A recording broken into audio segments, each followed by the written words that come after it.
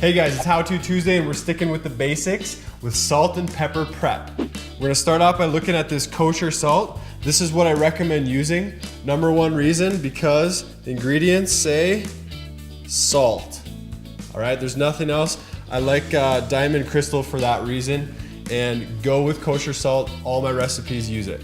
From there, we're gonna use some whole peppercorns. I'm gonna dump these into my spice grinder.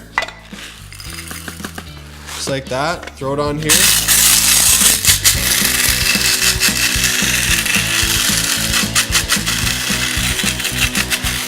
Boom, done, okay? So you got a little bit of an inconsistent grind, but super pungent, wow, awesome.